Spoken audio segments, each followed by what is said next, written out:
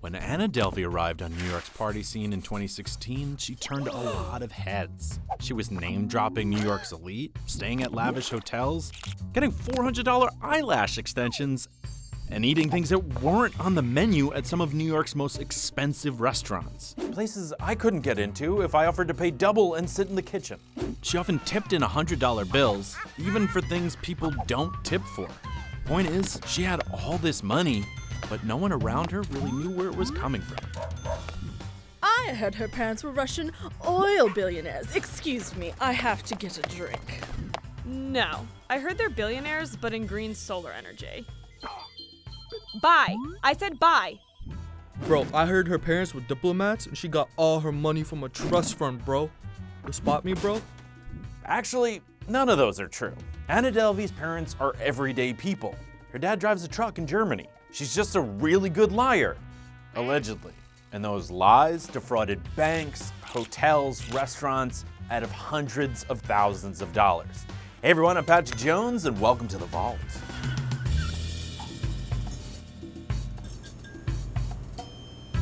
Today we're talking about Anna Delvey, who for years tricked the New York party scene into thinking she was anyone but who she actually was. Her story is wild and fascinating. Okay friends, buckle up because here we go. Anna's all over the party scenes in New York City and the Hamptons. Art gallery openings, expensive dinners, luxury gyms, the surf lodge in Montauk, you name it, she was there. At this time, Anna had a big goal. She wanted to buy real estate, specifically a building on Park Avenue South in New York City. It's really big and features a 19th century church on the property. For you non-New Yorkers, this is prime. If this property was in Monopoly, you'd want to own it, you'd want to build hotels on it, and you'd want to throw your success in your grandma's face. Anna was telling anyone who would listen what her plans were for this space. She saw it as a dynamic visual arts center that would include art exhibits, pop-up shops, restaurants, bars, a bakery, and a juice bar. But again, buying that space would be really expensive. To help her land this prize location, Anna talked to banks about loans, sought advice from financial counselors, and even hired a PR company. Seems like she was gaining momentum, and then, poof, she leaves New York, telling some friends she needed to leave the United States briefly for Cologne, Germany, as part of a visa issue. In February of 2017, Anna came back to New York and checked into 11 Howard. From there, she racked up a lot of bills.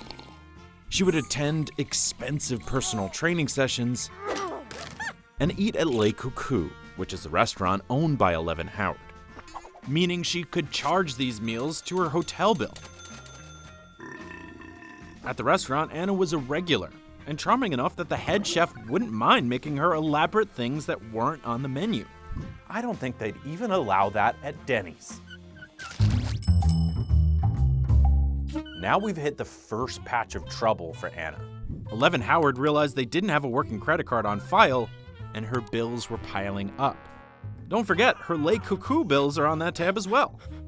Such a rich privilege to be like, yeah, just put that on my tab, while the rest of us are getting yelled at for trying to get free refills at Mickey D's. Still, Anna was able to buy herself some time by wiring a portion of her tab to 11 Howard, but not enough time and not enough money.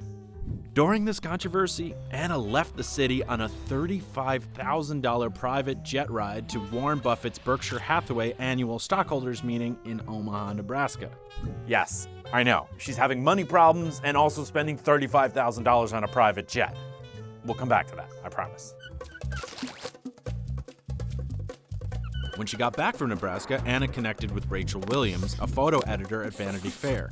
In May of 2017, Anna, Rachel, and a few other people went to Morocco and stayed at an exclusive resort. We're talking the top of the top. Unable to afford the trip herself, Rachel wrote in her Vanity Fair article that Anna essentially said, "No trouble. All on me." We're talking airfare, hotels, dinners. Rachel had a sugar mama taking her on the trip of a lifetime. But maybe you can see where this is going because this is The Vault, a show about crime and not a show about people having super fun times on trips. During the trip, the hotel started hounding Anna for a working credit card, which she didn't have. They were polite about it at first, thinking it was a misunderstanding.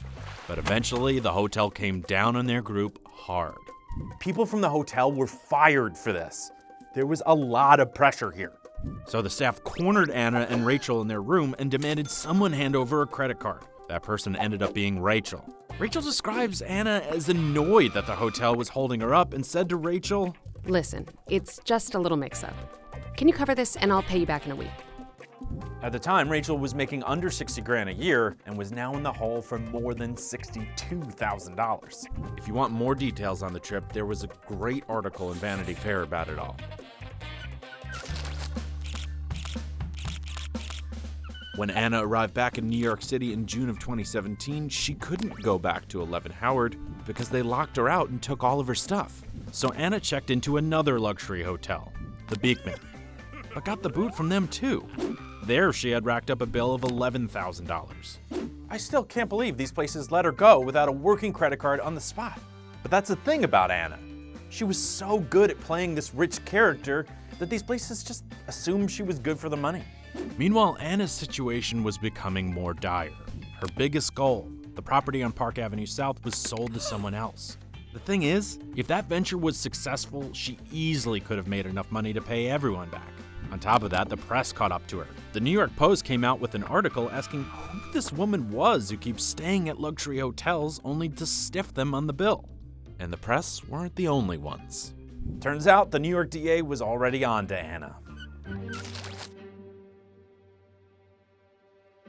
Anna was arrested and charged with grand larceny, falsifying documents, theft of services, and other charges. She allegedly bilked somewhere around $275,000 from banks, restaurants, hotels, and friends like Rachel. Anna, whose real name is Anna Sorokin, was born in 1991 in Russia. And now she could be facing as much as 15 years of jail time. Don't forget, a lot of what she was trying to do centered around buying property for her visual arts center. In late 2016, she tried to secure that funding by going to National Bank and asking for a $22 million loan. And she allegedly went into those meetings with documents claiming that she owned 60 million British pounds in assets. In one of the most amazing examples of playing it cool, she was successful in that meeting. National Bank only wanted Anna to wire them $100,000, which would cover their legal fees and also their costs of due diligence in investigating her. Coming up with that money wasn't particularly hard. She went to Fortress Bank and allegedly said something like, I have a loan coming for $22 million. I just need $100,000, and when that loan comes in, I'll be able to pay you back right away. Fortress was in. Anna took that money and gave it to National Bank so they could investigate her. There's also instances of her depositing fake checks to banks like Citibank and Signature Bank. Somehow she was able to pull funds out before the banks realized the checks were bad. That's why Anna always had cash on her. She never had credit cards. She didn't have credit. And that's how she built a reputation. People saw her flashing cash all over town. But everything came crashing down. By February of 2017, she pulled out of her deal with National Bank. At that point, they had gone through $55,000 of the $100,000 she gave them to look into her. That 45 grand coming back to her bought her some time with 11 Howard. That's why she was able to wire part of her bill as she went to Nebraska. But as we know, not enough time. Without the national loan, she really was doomed. But there's another twist. She owed Rachel several hotels, the PR company she hired, restaurants where she threw parties. Remember that private jet? Yeah, she somehow got that trip on an IOU.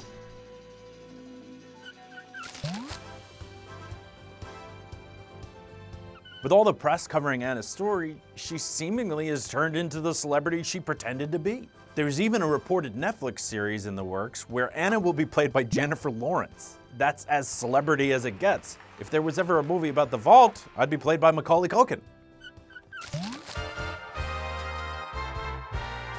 Anna sat trial in early of 2019. It was a bit of a circus, as Anna hired a fashion coordinator to dress her and a very flashy lawyer who began his opening statement by talking about Frank Sinatra's New York, New York. In fact, Anna delayed the trial several times because she didn't like what she was wearing. In the end, Anna was found guilty on 8 charges. She was found not guilty on another charge of attempted grand larceny for attempting to obtain that $22 million loan, and also not guilty for allegedly stealing the $62,000 for the Morocco trip from Rachel. Anna Sorokin's been sentenced to 4 to 12 years in jail. She must pay $200,000 in restitution and a $24,000 fine. The thing is, she would have served less time had she accepted the plea deal. It offered her just 1 year behind bars. In an interview with the New York Times, Anna said she wasn't sorry and would probably do it again. However, she may not get the chance. Because once she's released from prison, U.S. Customs and Immigration says they'll look to deport her back to Germany. Let's hope they're paying attention over there.